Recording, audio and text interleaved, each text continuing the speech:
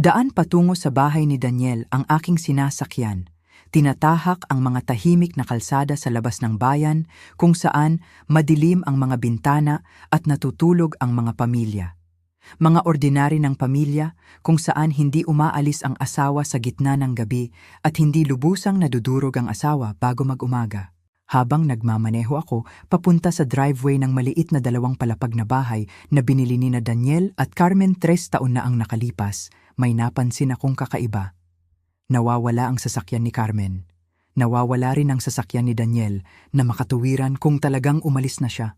Ngunit nasaan ang Honda ni Carmen? Bumukas ang pintuan sa harap bago pa man ako makakatok at lumitaw si Carmen sa pintuan, mukhang nakaligtas sa isang bagyo. Ang dati niyang makintab na blonde na buhok ay gusot, ang kanyang makeup ay nagkalat, ang kanyang damit ay gusot na parang natulog siya dito. Lourdes, salamat sa Diyos at dumating ka. Yumakap siya sa akin nang may dramatiko na pagkadesperada. Hindi ko alam ang gagawin ko. Hindi ko alam kung paano haharapin ito. Nasaan sina Lily at Mason? Nasa itaas, natutulog. Hindi pa nila alam ang nangyari. Ayokong gisingin sila at lalo pang lungkutin. Sinundan ko si Carmen papasok sa bahay, agad na nabigla sa kakaibang katahimikan. Mukhang normal ang sala. Nagkalat ang mga laruan. Ang reading glasses ni Daniel ay nasa coffee table. Ang sulat mula kahapon ay hindi pa nabubuksan sa kusina. Hindi ito mukhang resulta ng isang pag-aaway na nagtapos sa isang kasal. Carmen, sabihin mo sa akin kung ano ang nangyari. Simulan mo sa umpisa. Bumagsak siya sa sofa, niyakap ang sarili ng dramatiko. Nagsimula ang lahat ng umuwi si Daniel mula sa trabaho kahapon. Masama ang kanyang pakiramdam, nagrereklamo tungkol sa kanyang boss, tungkol sa pera, tungkol sa kung gaano siya kapagod. Pagkatapos ay natapon ni Lily ang juice sa kanyang laptop at siya ay nagalit. Anong klaseng galit? Sumigaw siya kay Lily. Lourdes, talagang sumigaw siya. Hindi ko pa siya nakitang ganon. Pagkatapos ay nagsimulang umiyak si Mason sa takot at sinubukan kong pakalmahin ang lahat, ngunit lalong nagagalit si Daniel. Sinabi niya na hindi na niya kaya ang pressure na siya lang ang nagtatrabaho habang nandito ka sa bahay kasama ang mga bata. Hindi rin ito ang ugali ni Daniel. Palagi siyang ipinagmamalaki na nandyan si Carmen para sa mga bata. Sinabi niya na mahalaga na may ina silang kasama sa mga unang taon. Ano ang nangyari pagkatapos? Nag-away kami pagkatapos matulog ng mga bata. Talagang nag-away kami. Sinabi niya na pakiramdam niya ay nalulunod siya, na ang lahat ay responsibilidad niya, na hindi siya kailanman nagkakaroon ng pahinga. At sinabi ko ang ilang bagay na marahil ay hindi ko dapat sinabi. Anong mga bagay? Nilingon ni Carmen ang kanyang mga mata, tumingin sa kanyang mga kamay. Sinabi ko sa kanya na marahil kung mas malaki ang kinikita niya, hindi ako mag-aalala tungkol sa bawat sentimo. Na marahil kung mas determinado siya, mas maganda ang buhay natin. Isang malamig na pakiramdam ang dumaloy sa aking likod, walang kinalaman sa malamig na simoy ng umaga. Palaging sinusuportahan ni Carmen ang karera ni Daniel bilang isang IT project manager. Ito ay isang matatag na trabaho na may magandang benepisyo, sapat para masuportahan ang kanilang pamilya ng komportable, bagaman hindi sila mayaman. At pagkatapos ay sinabi niya na pagod na siya sa hindi pagiging sapat para sa iyo, na nagtatrabaho siya ng 60 oras sa isang linggo at pakiramdam pa rin niya ay isa siyang kabiguan sa bahay. Umakyat siya sa itaas, nagligpit ng gamit at umalis. 12:00 ng hating gabi iyon. Muli akong tumingin sa paligid ng bahay, napansin ang mga detalye na hindi ko napansin kanina. Walang bakas ng kaguluhan, walang ebidensya ng isang malaking pag-aaway tulad ng inilarawan ni Carmen. At may iba pa na nakakagulo sa akin. Kung talagang umalis si Daniel sa galit noong hating gabi, bakit hinintay ni Carmen ng mahigit 4 na oras bago ako tawagan? Carmen, nasaan ang sasakyan mo? Ano? Ang iyong Honda? Nag-atubili siya ng 1 segundo. Ang uri ng pag-aatubili na itinuro sa akin ng 37 taong pagiging nurse na pansinin. Nasa shop ito, nandyan na mula linggo pa. Kaya sinabi kong wala akong paraan para dalhin ang mga bata kahit saan mula Linggo.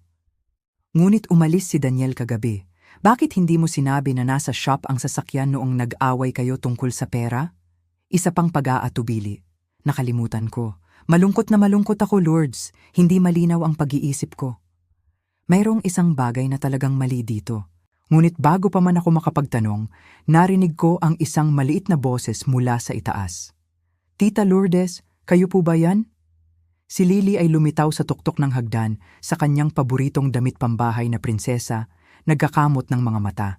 Sa likuran niya, sumilip si Mason mula sa sulok, ang kanyang buhok ay nakatayo. Hello, mga mahal ko? Sumigaw ako.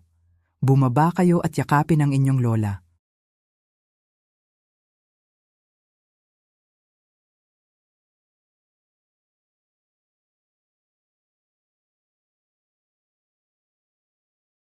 Namutla ang mukha ni Carmen. Si Papa, kailangan niyang magbiyahe, mahal ko. Biyahe na naman? Matalim na tumingin ako kay Carmen, ngunit iniiwasan niya ang aking tingin. Parang ganoon, sabi niya ng mahina. Ngunit habang niyayakap ko ang aking mga apo at tumitingin sa mukha ni Carmen na puno ng pagkakasala, napagtanto ko na wala sa sitwasyon na ito ang tulad ng inaakala ko. At habang mas marami akong tinatanong, mas naghihinala ako na ang aking anak ay hindi talaga iniwan ng kanyang pamilya. Ang tanong ay, ano talaga ang nangyari dito? At nasaan si Daniel? Higit sa lahat, nasaan ang sasakyan ni Carmen? At bakit siya mukhang mas nagkasala kaysa nasasaktan? Mommy, pwede po ba tayong kumain ng pancake para sa almusal? Tanong ni Mason, hinahawala ang robe ni Carmen. Palaging gumagawa si Papa ng pancake tuwing Martes ng umaga. Ang mukha ni Carmen ay dumaan sa isang serye ng mga ekspresyon. Pagkalito, pagkapanik, pagkatapos ay isang bagay na halos kamukha ng pagkayamot. Hindi ngayon, Mason. Malungkot na malungkot ako, kaya hindi ako makapagluto. Lumuhod ako sa lebel ni Mason. Hinahaplos ang kanyang magulong buhok. Kung gayon, si Lola Lourdes ang gagawa ng almusal habang nagbibihis ang iyong ina. Gusto niyo ba? Parehong tumango ang dalawang bata ng masigla at nakita ko ang balikat ni Carmen na bumaba na parang nakahinga ng maluwag. Habang papunta ako sa kusina kasama sina Lily at Mason, narinig ko ang cellphone ni Carmen na tumunog na may mensahe. Oh, sabi niya, mabilis na hinablot ito. Kailangan ko, babalik ako kaagad. Kailangan kong tumawag. Halos tumakbo siya paakyat, iniwan akong mag-isa kasama ang mga bata. Habang binubuksan ko ang refrigerator para sa mga sangkap ng pancake, umakyat si Lily sa bangko sa kusina at tumingin sa akin ng mausisa. Tita Lourdes, bakit po umiiyak si Mommy? Minsan nalulungkot ang mga matatanda, mahal ko. Pero ayos lang ang lahat. Totoo po bang nagbiyahe si Papa? Kasi kahapon sinabi niya sa akin na pupunta siya sa Dubai para sa trabaho, pero ngayong araw po yung biyahe niya. Nanigas ako hawak ang kahon ng gatas. Dubai? Oo. Sinabi niya na kailangan niyang sumakay ng malaking eroplano papuntang Dubai sa loob ng 3 araw para sa isang business meeting. Tinuro niya sa akin sa mapa kung nasaan iyon. Umiikot ang ulo ko. Kung plano ni Daniel na pumunta sa Dubai ngayon, hindi niya iniwan ang kanyang pamilya kagabi. Pupunta siya sa trabaho ayon sa plano. Lily, kailan sinabi sa iyo ni Papa ang tungkol sa biyaheng ito? Noong nakaraang linggo. Sinabi niya na pupunta siya ng 3 araw at magdadala siya ng espesyal na pasalubong mula sa airport para sa akin at kay Mason. Tumango si Mason mula sa kanyang paglalaro ng mga toy car sa sahig ng kusina. Sinabi ni Papa na may matataas na gusali sa Dubai, mas mataas kaysa sa ating bahay. Ibinaba ko ang kahon ng gatas at kinuha ang aking telepono, tinawagan si Daniel. Direktang napunta sa voicemail, gaya ng sabi ni Carmen. Ngunit ngayon ay may katuturan na iyon. Mahal at pabago-bago ang international phone service at praktikal si Daniel tungkol sa mga ganoong bagay. Mula sa itaas, naririnig ko ang boses ni Carmen, ngunit hindi ko malinaw na marinig ang kanyang sinasabi. Gayunpaman, ang tono ay hindi tulad ng isang taong tumatawag para humingi ng tulong o naghahanap ng nawawalang asawa. Ito ay tulad ng isang mahalagang pag-uusap, marahil isang lihim. Mga bata, bakit hindi kayo pumunta at maghugas ng kamay habang sisimulan ko ang paggawa ng pancake? Habang tumatakbo sila, tahimik akong umakyat sa ilang baitang ng hagdan, sapat para marinig ng malinaw ang boses ni Carmen. Hindi ako makakapagsalita ng matagal. Nandito na siya. Oo, ang biyenan ko. Sinabi ko na ito lang ang paraan. 3 araw. Sapat na yon. Ituloy lang ang plano. Aayusin ko ang lahat dito. Nanigas ang dugo sa aking ugat. Nakikipag-usap si Carmen sa isang tao tungkol sa 3 araw na biyahe ni Daniel na parang isang oportunidad, hindi isang krisis. Tahimik akong bumalik sa kusina bago matapos ni Carmen ang tawag. Umiikot ang aking isipan sa mga implikasyon. Hindi iniwan si Carmen. May pinaplano siya sa paligid ng business trip ni Daniel. Ngunit 20 minuto pagkatapos, bumaba si Carmen, mukhang mas kalmado, ngunit kinakabahan pa rin.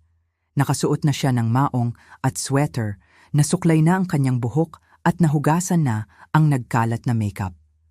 Ang bango ng pancake, sabi niya, ngunit tensyonado ang kanyang boses. Lourdes, hindi ko alam kung gaano ako magpapasalamat sa iyo sa pagdating mo. Alam kong mukhang baliw ako na tinawagan kita ng maaga, ngunit lubos akong nawasak. Naiintindihan naman ng lahat, mahal ko. Maaring masyadong mabigat ang mga hindi inaasahang sitwasyon. Pinanatili kong neutral ang aking tono habang maingat ko siyang pinagmamasdan. May balita ka na ba mula kay Daniel? Wala pa po, wala pa. Ang telepono niya ay nasa voicemail pa rin. Kung minsan ay mahirap ang mga international call, sabi ko ng natural. Pagkakaiba ng oras, mga problema sa serbisyo. Namutla ang mukha ni Carmen. International Dubai, sabi ko, pinagmamasdan ang kanyang reaksyon. Mukhang sinampal si Carmen. Pagkatapos ay mabilis niyang naibalik ang kanyang kalmado. Ang business trip. Nakalimutan ko. Ang ibig kong sabihin, nabanggit niya iyon bago siya umalis, ngunit akala ko ay kinansela niya iyon pagkatapos ng aming pag-aaway. Ngunit ang kanyang paliwanag ay walang laman. Masamang ensayo pagkatapos ng lahat. Kailan siya pupunta sa Dubai? Sa tingin ko, ngayong araw. Sa tingin ko. Ngunit umalis siya kagabi kaya malinaw na hindi na siya pupunta. Sumilip si Lily mula sa pancake na plato, naguguluhan ang mukha. Pero Mommy, nagpaalam si Papa sa amin kahapon ng umaga bago kami umuwi sa eskwela at sinabi niya na babalik siya sa Huwebes mula sa Dubai. Sumalpok ang plato ni Carmen sa plato. Lily, nagkakamali ka. Mahal, umalis siya pagkatapos kayong matulog kagabi. Hindi po. Wala siya dito noong umuwi kami kahapon mula sa eskwela. Naaalala niyo po ba? Sabi niyo po ay nagbiyahe siya para sa trabaho. Nasaksihan ko ang pag-uusap na ito na may tumataas na katiyakan na si Carmen ay nahulog sa isang malaking kasinungalingan. Hindi umalis si Daniel pagkatapos ng isang pag-aaway kagabi. Pumunta siya sa trabaho ayon sa plano kahapon ng umaga, tulad ng sinabi niya sa mga bata. Carmen, medyo nalilito ako sa timeline, sabi ko nang maingat. Kailan nangyari ang pag-aaway na yon? Mukhang nabitag siya, ang kanyang mga mata ay naglalaro sa pagitan ko at ng mga bata. Hindi. Napakakomplikado, Lourdes. Masyadong mabilis ang lahat. At nasa shop ang sasakyan mo mula Linggo. Anong shop ang nag-aayos ng sasakyan? Johnson's Auto sa Maple Avenue? Ngunit alam ko ang Johnson's Auto. Sarado ito para sa pagkukumpuni ng isang buwan na. Dumaan ako sa kanilang nakasaradong tindahan noong nakaraang Linggo. Carmen, sa tingin ko kailangan natin ng isang matapat na pag-uusap. Tumingin ako sa mga bata. Mga bata, bakit hindi kayo pumunta sa sala at maglaro saglit? Matapos umalis sina Lily at Mason sa kusina, bumalik ako para harapin si Carmen. Nasaan ang sasakyan mo? At nasaan talaga ang anak ko? Sinabi ko na sa iyo na umalis na si Daniel. Nasa Dubai si Daniel para sa trabaho. Umalis siya kahapon ng umaga ayon sa plano. Alam ninyong lahat iyon at ngayon alam ko na. Kaya, tatanungin ko ulit. Ano talaga ang nangyayari dito? Matagal na tumingin sa akin si Carmen at nakita ko ang eksaktong sandali na napagtanto niyang ganap na bumagsak ang kanyang kwento. Bumagsak ang kanyang mga balikat at isang bahid ng paghamon ang nagliliyab sa kanyang mga mata. "Sige," sabi niya, ang kanyang boses ay naging matigas na hindi ko pa naririnig. "Gusto mong malaman ang totoo? Ang totoo ay 29 na ako. At pagod na ako sa buong araw na nandito lang sa bahay kasama ang 2 bata habang ang anak mo ay nagtatrabaho buong araw. Pagod na ako sa kawalan ng sarili kong pera, sarili kong buhay, walang ibang pagkakakilanlan maliban sa pagiging asawa ni Daniel at ina ng mga bata. Kaya, nagsinungaling ka tungkol sa pag-iwan niya sa iyo dahil kailangan ko ng isang taong magbabantay sa mga bata habang inaayos ko ang aking sarili." Ang paraan ng kanyang pagsabi nito nang walang pag-aalangan na parang ang aking mga apo ay isang abala na kailangang pamahalaan ay nagdulot sa akin ng panginginig. "Carmen, saan ka pupunta at nasaan ang sasakyan mo?" "Saan?" Bigla siyang tumayo, lumakad papunta sa bintana. "Hindi mo problema, Lourdes. Naging problema ko ito nang tawagan mo ako ng 4 ng umaga. Sinabi na iniwan ng anak mo ang mga bata." Bumalik si Carmen para harapin ako at sa unang pagkakataon nakita ko ang babaeng nasa likod ng maskara ng isang masunuring manugang. Mukha siyang kalkulado, halos masama. "Maayos ang mga bata, Lourdes. Nandito ka na, kaya inaalagaan sila." "Carmen, ano ang ginawa mo?" Ngunit kahit na nagtanong ako, mayroon akong malamig na pakiramdam na malalaman ko na ang asawa ng aking anak ay hindi ang taong iniisip nating lahat. At anumang pinlano niya, ito ay dudurog sa aking pamilya. Lumakad si Carmen patungo sa bintana ng kusina at tumayo doon ng mahabang panahon. Ang kanyang likod ay nakatalikod sa akin. Nang bumalik siya, ang maskara ay ganap nang nawala. Ang matamis, napapagod na batang ina na kilala ko sa loob ng 9 taon ay napalitan ng isang tao na halos hindi ko nakilala. "Lourdes, mahal mo ang anak mo. Mahal ko, ngunit narito ako ay nasasakal. Alam mo ba kung ano ang pakiramdam ng 29 na taong gulang at pakiramdam mo ay tapos na ang iyong buhay?" "Carmen, maraming tao ang nasisiyahan sa pagpapalaki ng mga bata." "Hindi!" Bumagsak ang kanyang kamay sa counter, ginawang umalog ang tasa ng kape. "Hindi mo naiintindihan. Nagkaroon ka ng karera, isa kang nurse, may layunin ka. Kumikita ka ng sarili mong pera. Pumunta ka mula sa bahay ng iyong mga magulang, papunta sa kolehiyo, sa kasal, sa pagiging ina ng hindi mo kailanman nalaman kung sino ka." Nakaramdam ako ng isang iglap ng simpatya sa kabila ng lahat.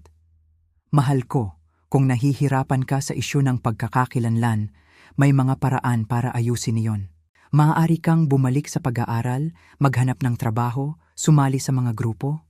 Sa anong pera, Lourdes? Bawat sentimo ay kinokontrol ni Daniel. Kailangan mong humingi ng pahintulot para bumili ng grocery. Alam mo ba kung gaano kasakit iyon? Hindi ito ang ugali ni Daniel na pinalaki ko, ngunit isinantabi ko iyon sa ngayon." "Nasaan ang sasakyan mo, Carmen?" Mapait siyang tumawa. "Ang sasakyan ko? Wala akong sasakyan, Lourdes. Si Daniel ang may sasakyan. Pinapayagan akong gamitin ang pangalawang sasakyan ni Daniel kapag hindi niya ito kailangan. Lahat ng nasa bahay na ito ay pagmamay-ari ni Daniel dahil si Daniel ang nagbabayad para dito. Ngunit maaari kang magtrabaho at magbayad para sa pag-aalaga ng bata gamit ang perang iyon. Alam mo ba kung magkano ang gastos sa pag-aalaga ng bata? Kapag nagbabayad ka para sa 2 bata sa daycare, magtatrabaho ka lang para makabawi."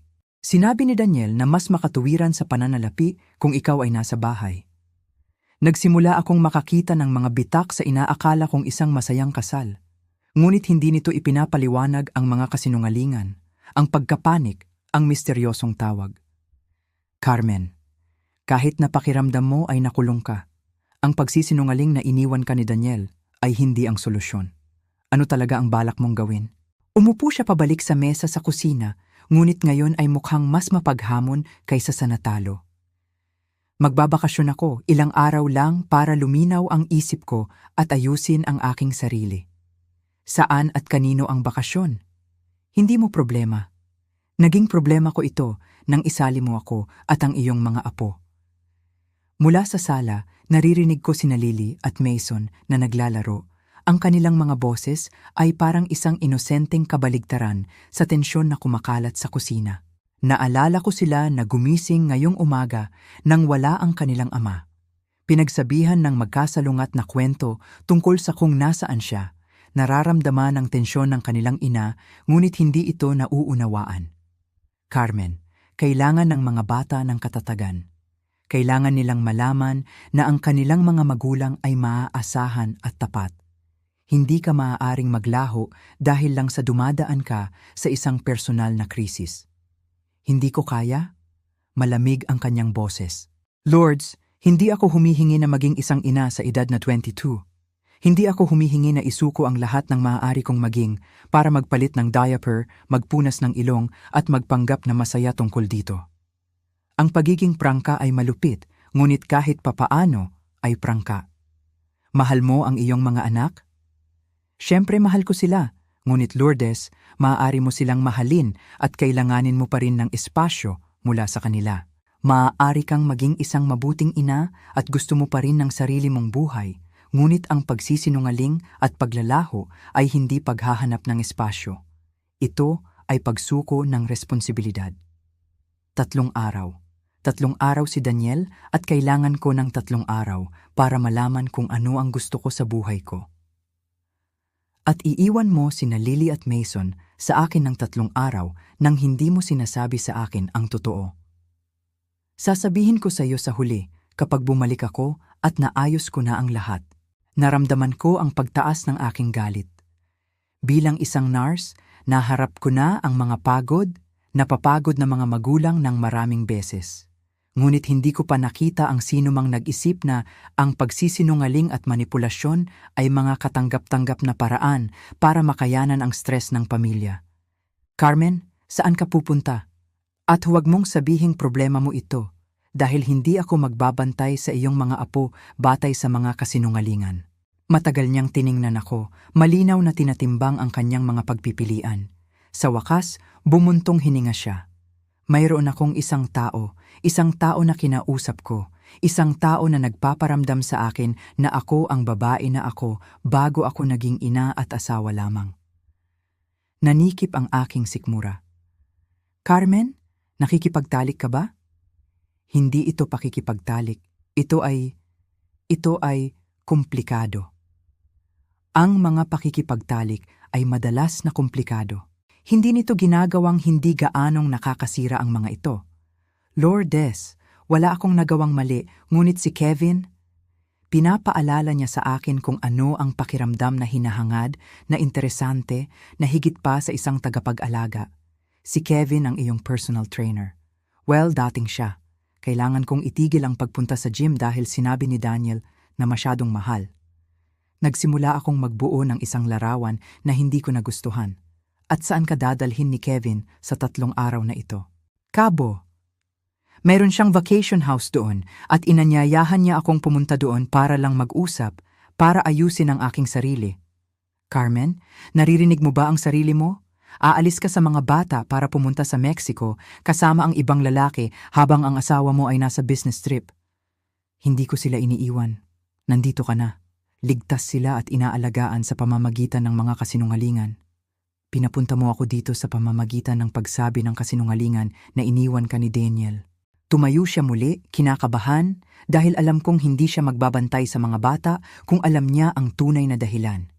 Lourdes, nasasakal ako dito. 29 na ako at pakiramdam ko ay onta na ako. Hindi ko maalala ang huling pagkakataon na nakapag-usap ako tungkol sa anumang bagay maliban sa mga cartoon at paboritong merienda. Hindi ko maalala ang huling pagkakataon na naramdaman kong kaakit-akit o interesante o mahalaga. Sa kabila ng aking galit, nakaramdam pa rin ako ng isang iglap ng simpatya. Ang pagiging ina ay maaaring maging malungkot, lalo na para sa mga batang babae na hindi kailanman nagkaroon ng pagkakataong tukuyin ang kanilang sariling pagkakakilanlan. Carmen, naiintindihan mo ba ang pakiramdam ng pagiging sobra? Naiintindihan ko? Sa pananaw mo, mukhang pinalaki mo ang iyong anak at nagkaroon ng karera, nagkaroon ng buong buhay. Nagkaroon ako ng 70 taon na may goldfish crackers, Sesame Street at nagpapanggap na sapat na iyon. Ngunit Carmen, may mga paraan para maayos ang mga damdaming iyon nang hindi niloloko ang tiwala ng pamilya. Mapait siyang tumawa. Talaga? Dahil sinubukan kong kausapin si Daniel tungkol sa aking nararamdaman at sinabi niya lang na hindi natin kaya na may gawin ako tungkol dito. Sinubukan kong sumali sa mga mommy group, ngunit gusto lang nila pag-usapan ang tungkol sa pag-toilet training at mga schedule ng pagtulog. Sinubukan ko ang mga online class, ngunit hindi ako makapag-focus dahil 2 bata ang palaging nakakaabala. Kaya ang iyong solusyon ay magsinungaling sa iyong biyenan at tumakas patungong Mexico kasama ang ibang lalaki. Ang solusyon ko ay maglaan ng 3 araw para maalala kung sino ako kapag hindi ako hinihila sa 12 direksyon mula sa sala. Mula sa sala, tinawag ni Lily. Tita Lourdes, natapon ni Mason ang tubig sa sofa. Habang pumunta ako para tumulong sa paglilinis, napagtanto ko na ang krisis ni Carmen. Bagaman totoo, ay nagtulak sa kanya na gumawa ng mga pagpipilian na maaaring sumira sa kanyang pamilya. Ang tanong ay kung naintindihan niya ito o kung nalunod siya sa sarili niyang kawalang kasiyahan para makita ang pinsala na kanyang ginagawa. Pagbalik ko sa kusina, nakatingin si Carmen sa kanyang telepono na may ekspresyon na hindi ko mabasa. Carmen, saan galing ang teleponong iyon na tinanggap ang tawag kaninang umaga, yung dinala mo paakyat sa itaas? Tumingin siya sa akin na may parang paghamon. Kevin, naghihintay siya sa airport. Airport? Ang flight natin ay 10 a.m. Tiningnan ko ang orasan, 8:30 na. Carmen, tinawagan mo ako para bantayan ang mga bata para makasakay ka sa flight papuntang Mexico kasama ang iyong personal trainer. Lourdes, kailangan ko ito. Kailangan kong malaman kung may natitira pa bang dapat iligtas sa loob ko. Ang napagtanto ko, habang tinitingnan ang desperadong mukha ng aking manugang, ay hindi masama si Caroline. Siya ay makasarili, immaturity, at gumagawa ng masasamang pagpipilian. Ngunit siya rin ay nalulunod sa isang buhay na hindi niya kailanman tunay na pinili. Ang tanong ay, ano ang gagawin ko tungkol dito? Tumayo ako sa kusina. Pinoproseso ang sinabi ni Caroline sa akin. Mayroon siyang flight papuntang Mexico sa loob ng 1 oras at kalahati at inaasahan niya akong magbantay sa kanyang mga anak habang siya ay pumupunta kasama ang ibang lalaki para hanapin ang kanyang sarili. Carmen, hindi ka pwedeng seryoso. Lourdes, alam kong ito ay parang mali. Ngunit pinaplano ko ito ng ilang linggo na, 3 araw lang. Maunawain si Kevin sa pinagdadaanan mo. Hindi alam ni Kevin ang pinagdadaanan mo. Alam ni Kevin na ikaw ay isang may asawa na babae na hindi masaya na ginagawa kang madaling target. Namula ang kanyang mukha sa galit. Hindi mo alam si Kevin. Nakikinig siya sa iyo. Tinitingnan ka niya bilang higit pa sa asawa ng isang tao at ina ng mga bata. Dahil iyan ang ginagawa ng mga lalaki tulad ni Kevin, Carmen. Sila ay manghuhuli ng mga mahihinang babae sa pamamagitan ng pagpapadama sa kanila na espesyal at naiintindihan. Mali ka tungkol sa kanya. Mali ba ako? Carmen, nag-alok ba si Kevin na kausapin mo si Daniel tungkol sa iyong mga nararamdaman? Hinikayat ka ba niyang humingi ng marital counseling? Pinayuhan ka ba niyang maghanap ng malusog na paraan para mabuo ang iyong sariling pagkakakilanlan habang pinapanatili ang pamilya? Ang kanyang katahimikan ay nagsabi ng lahat. O iminungkahi ba ni Kevin na karapat-dapat ka na ikaw ay masyadong mabuti para sa iyong kasalukuyang buhay na dapat mong sumugal at mabuhay para sa iyong sarili? Hindi ganoon. Eksakto. Umupo ako sa tapat niya gamit ang kalmadong tono na nahasa ko sa loob ng 37 taon na pakikipag-usap sa mga taong nasa krisis. Carmen, nakita ko na ang pattern na ito dati. Ang mga lalaking mandaragit ay nagtatarget ng mga batang ina dahil sila ay isolated, napapagod at mahina. Nagdadala sila ng kaguluhan at kumpirmasyon habang hinihikayat ka na sirain ang iyong matatag na buhay. Hindi mandaragit si Kevin, siya ay matagumpay, siya ay independyente, siya ay isang personal trainer na kumukumbinsi sa isang may asawa na ina na iwan ang kanyang mga anak para sa isang weekend sa Cabo. Hindi iyan tagumpay, Carmen. Iyan ay manipulasyon. Bigla siyang tumayo, lumakad papunta sa bintana muli. Hindi mo naiintindihan, Lourdes. Hindi mo alam kung ano ang pakiramdam ng pagiging hindi nakikita sa sarili mong buhay. Tama ka, hindi ko eksaktong alam kung ano ang pakiramdam nun. Ngunit Carmen, alam ko kung ano ang pakiramdam ng pagiging isang nag-iisang ina na nagtatrabaho ng 60 oras sa isang linggo para suportahan ang kanyang mga anak. Alam ko kung ano ang pakiramdam ng pagiging masyadong pagod para halos hindi gumana, ngunit nagpatuloy ka dahil may nakadepende sa'yo. Iba yon. Pinili mo ang buhay na yon. Pinili mo ba, Carmen? Namatay ang asawa mo noong 26 ka. Hindi mo pinili na maging isang nag-iisang ina kaysa sa pagpili mong makaramdam ng pagiging sobra, ngunit pinili mo kung paano haharapin ito. Mula sa sala, narinig ko si Mason na tumatawag, "Mommy, gutom na ako." Ganap na binaliwala siya ni Carmen. Nakatingin pa rin sa labas ng bintana. Tumayo ako para tingnan ang mga bata. Nakita silang dalawa na tumitingin sa paligid ng sala na may pag-aalala na kadalasang taglay ng mga bata kapag nararamdaman nila ang tensyon ng mga matatanda. "Gutom ka, anak ko?" Tinanong ko si Mason. Hinahaplos ang kanyang buhok. "Magmeryenda tayo." Habang naghahanda ako ng mga hiwa ng mansanas at biskwit, lumitaw si Lily sa tabi ko. "Tita Lourdes, may sakit po ba si Mommy?" "Bakit mo na itanong, mahal ko?" Mukhang kakaiba si Mommy at mukha siyang kapag masakit ang ulo niya pero hindi niya tayo kinakausap. Tumingin ako sa kusina kung saan nakatingin pa rin si Caroline sa labas ng bintana, ganap na nalulunod sa kanyang sariling drama habang ang kanyang mga anak ay nagtataka kung bakit kakaiba ang kilos ng kanilang ina. Minsan, ang mga matatanda ay may mga problema na kailangan nilang ayusin, Lily. Ngunit hindi mo kailangang mag-alala tungkol doon. Problema iyan ng matatanda. Pagbalik ko sa kusina, nakaupo si Caroline sa mesa na nakayuko ang ulo sa kanyang mga kamay. "Carmen, gusto kong pag-isipan mo ang isang bagay ngayon. Ang iyong mga anak ay nalilito at nag-aalala dahil nararamdaman nila na may mali, ngunit hindi nila naiintindihan kung ano. Naghahanap sila ng kapanatagan mula sa kanilang ina. Ngunit masyado kang nakatuon sa iyong sariling krisis na hindi mo matugunan sila sa emosyonal." Tumingala siya sa akin na may mga pulang mata. "Alam kong makasarili ako, Lourdes, ngunit hindi ko mapigilan ang aking nararamdaman." Hindi mo mapigilan ang iyong nararamdaman, ngunit maaari mong kontrolin ang iyong ginagawa tungkol dito. Carmen, kung sasakay ka sa eroplano ngayon, lalagpas ka sa isang hangganan na hindi mo na mababalikan. Ano ang ibig mong sabihin? Ang ibig kong sabihin ay ang pagtalikod mo sa iyong mga anak para sumama sa ibang lalaki ay hindi lamang isang pagkakamali. Ito ay isang pagtataksil na magpapabago sa pananaw ng iyong pamilya sa iyo magpakailanman. Tirayan araw lang. Hindi ito tungkol sa oras, Carmen. Ito ay tungkol sa pagpili. Ito ay tungkol sa pagtawag sa iyong biyenan ng atro ng umaga na may mga kasinungalingan para takpan mo ang iyong pakikipagtalik. Hindi ito pakikipagtalik. Kung gayon, ano ang tawag mo dito? Natahimik siya ng mahabang panahon. "Hindi ko alam," sabi niya sa wakas.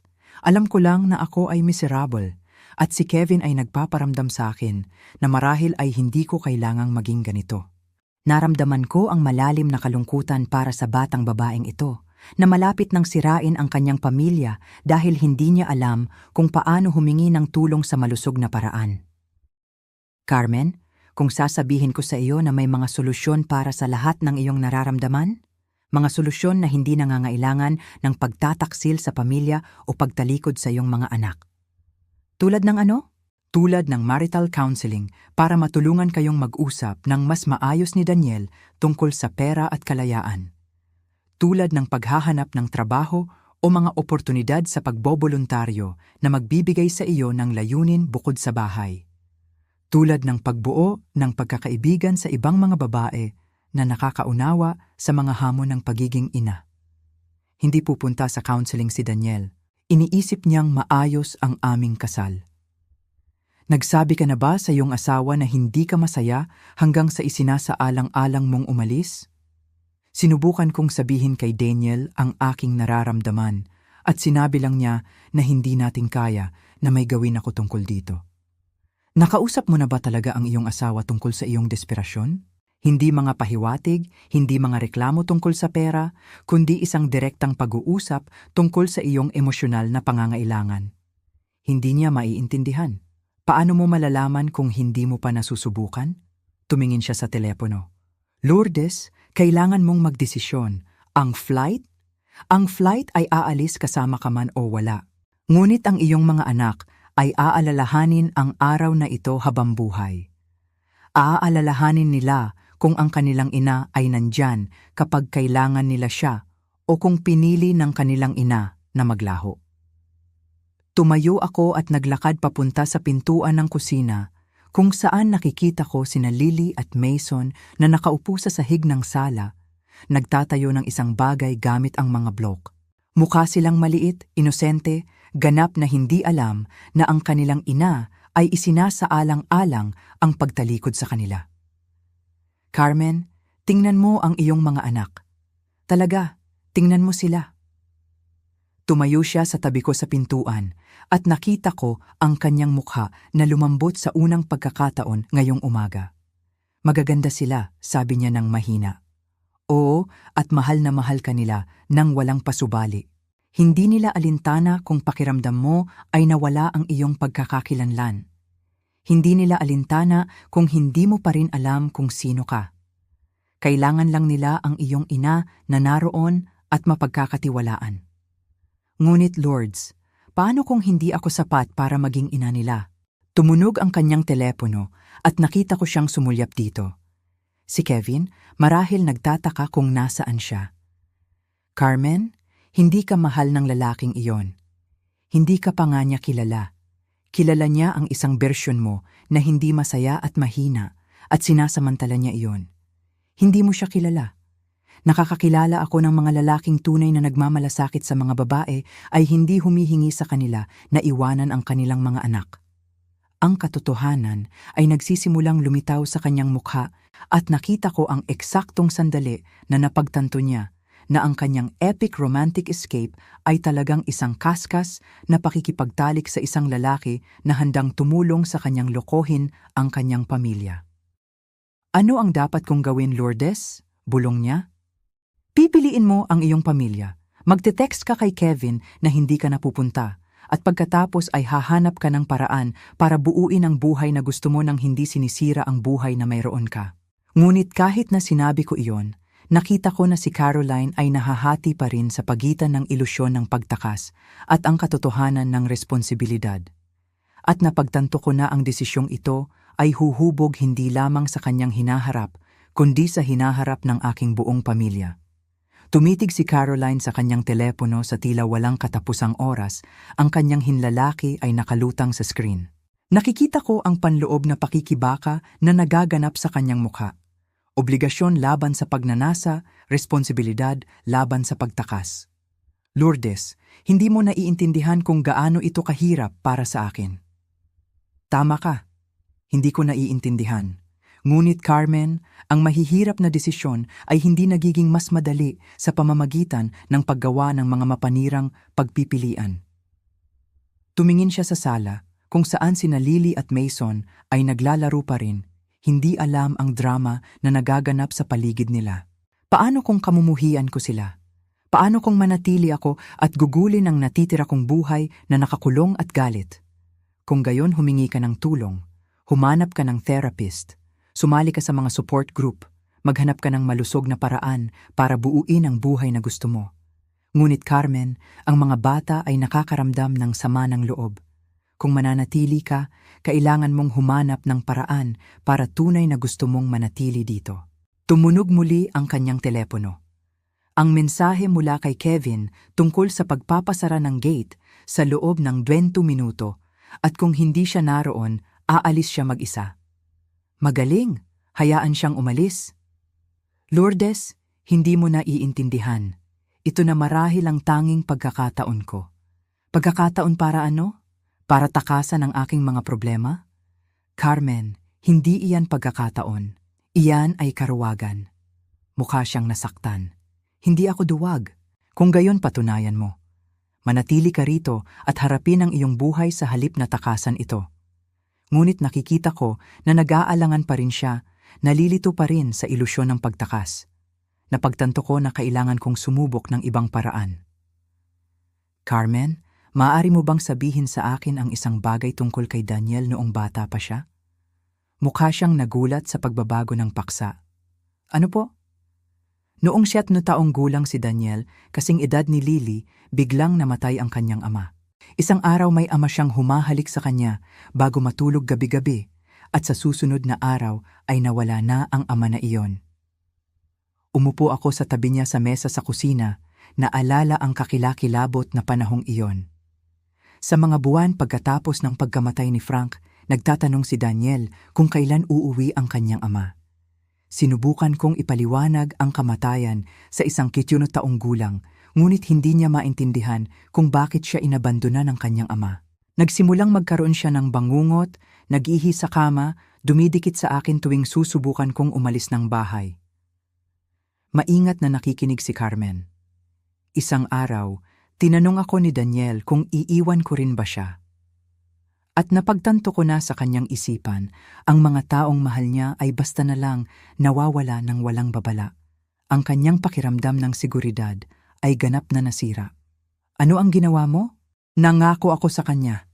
Sinabi ko sa kanya na hindi ko siya iiwan maliban kung talagang kinakailangan. Na gaano man kahirap ang mga bagay, gaano man ako kapagod, matakot o mapagod, lagi akong nandyan kapag kailangan niya ako. Diretso akong tumingin kay Carmen. Ang pangakong iyon ay humubog kung sino si Daniel ngayon.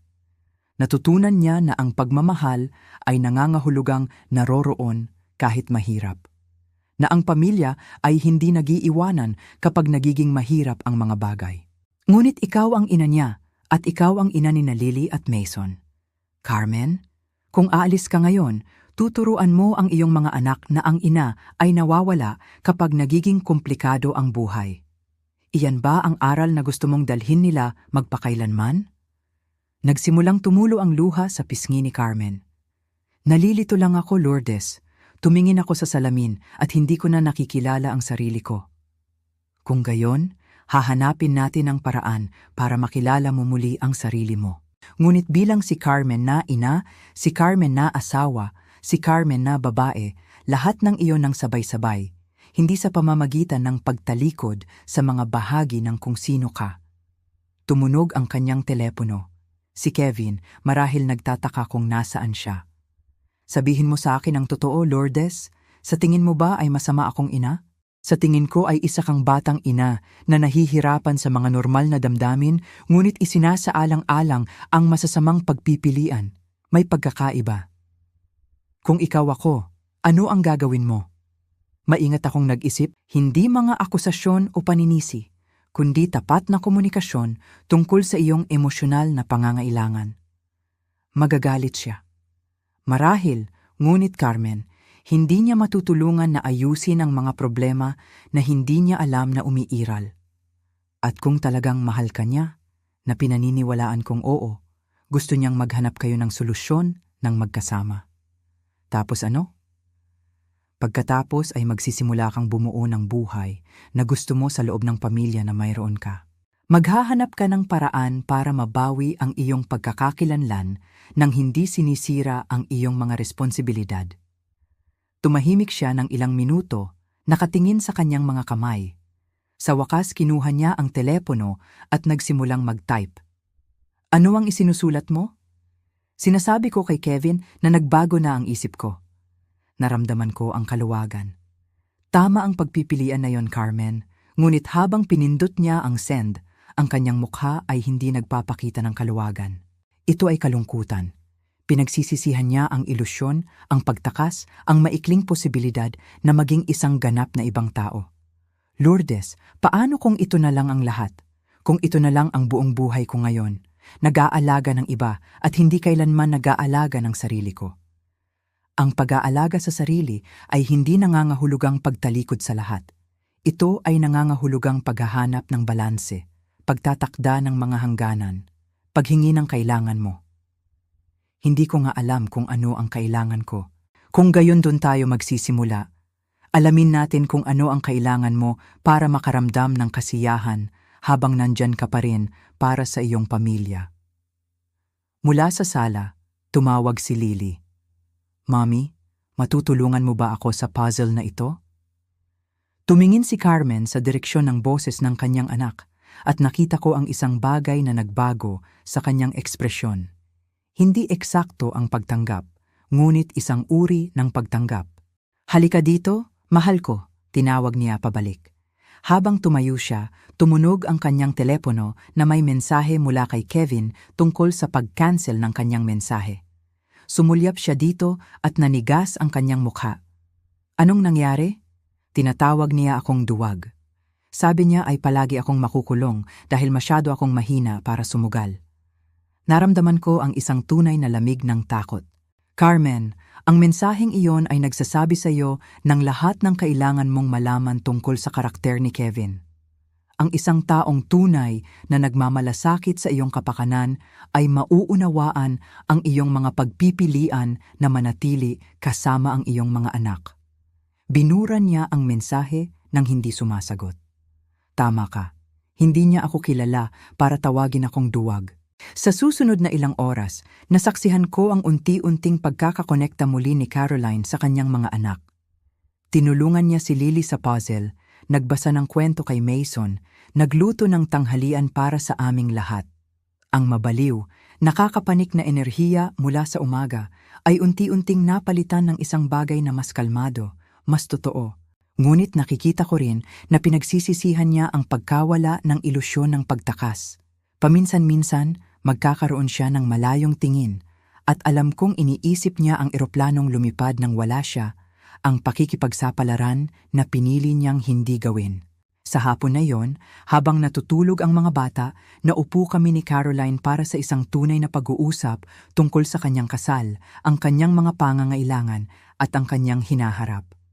Lourdes, gusto kong maging mabuting ina at asawa. Gusto ko talaga, ngunit gusto ko rin maging ako. Paano ko iyon babalansehin? Tulad ng lahat ng ibang babae, mahal ko. Araw-araw, pagpipilian pagkatapos pagpipilian, palaging tandaan na maaari kang maging pareho. Paano kung hindi maintindihan ni Daniel? Kung gayon, tutulungan mo siyang maintindihan. At kung hindi pa rin siya maintindihan, humingi ka ng propesyonal na tulong para ayusin ito ng magkasama. At paano kung hindi gumana ang lahat ng iyon? Tiningnan ko ang batang babaeng ito na halos sumira sa kanyang pamilya na ngayon ay sinusubukang ayusin ito. Kung gayon haharapin mo ito kapag dumating na. Ngunit Carmen, hindi ka maaaring gumawa ng mga desisyon ngayon batay sa mga pinakamasamang sitwasyon ng bukas. Habang lumilipas ang hapon, nagsimula akong maniwala na marahil, lamang marahil, ang pamilyang ito ay makakaligtas sa krisis ni Caroline. Ngunit alam ko rin na ang tunay na pagsubok ay darating kapag bumalik si Daniel mula sa Dubai at kailangan nilang harapin ang kanilang mga problema ng magkasama. Ang tanong ay, magkakaroon ba si Caroline ng sapat na tapang para maging tapat sa kanyang asawa tulad ng napilitan siyang maging tapat sa akin? Nang gabing iyon, pagkatapos matulog ng mga bata, kami ni Caroline ay naupo sa sala na may mga tasa ng tsaa at ang bigat ng lahat ng halos nangyari ay nakalutang sa pagitan namin. Mas tahimik siya sa araw na iyon at nakikita ko na pinoproseso niya ang bigat ng desisyon na halos ginawa niya. Tumingin si Carmen sa akin at tumango ako bilang pampalakas ng loob. Sa totoo lang, Daniel, mas nahihirapan ako kaysa sa ipinapakita ko sa iyo. Sa tingin ko kailangan nating mag-usap kapag umuwi ka tungkol sa ilang mga bagay na aking nararamdaman. Nagkaroon ng paghinto. Ayos lang ba ang lahat? Mukha kang malungkot? Ayos lang ako, ngunit may ilang bagay tungkol sa aming kasal na kailangan kong pag-usapan sa iyo. Ngunit hindi sa telepono. Kapag umuwi ka. Caroline, medyo kinatakutan mo ako. Iniisip mo ba, ibig kong sabihin, Ayos lang ba tayo? Nakikita ko ang kanyang mukha habang gumagawa siya ng isang pagpipilian. Ang pagpipilian na lumaban para sa kanyang kasal sa halip na tumakas dito. Ayos lang tayo, ngunit kailangan nating gumawa ng ilang mga pagbabago. Daniel, mahal kita, ngunit nakaramdam ako ng pagkawala at kailangan ko ang iyong tulong para ayusin iyon. Isa pang paghinto. Sige, mag-uusap tayo sa sandaling makauwi ako.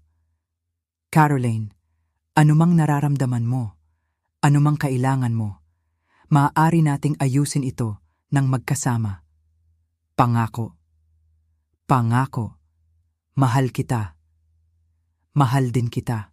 Pagkatapos niyang ibaba ang telepono, si Caroline ay mukhang emosyonal na pagod, ngunit sa kung paano man ay mas gumaan ang pakiramdam. Ano ang pakiramdam mo? Tinanong ko. Takot, ngunit gumaan din ang pakiramdam. Lourdes, kung hindi niya maintindihan, paano? Kung gayon, tutulungan mo siyang maintindihan.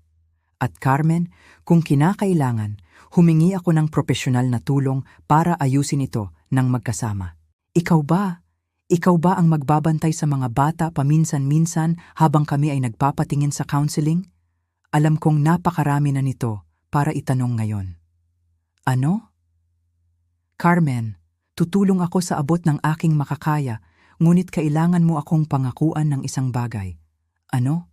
Pangako mo sa akin na kung magsimula kang makaramdam ng desperasyon, tatawagan mo ako bago gumawa ng anumang malaking desisyon.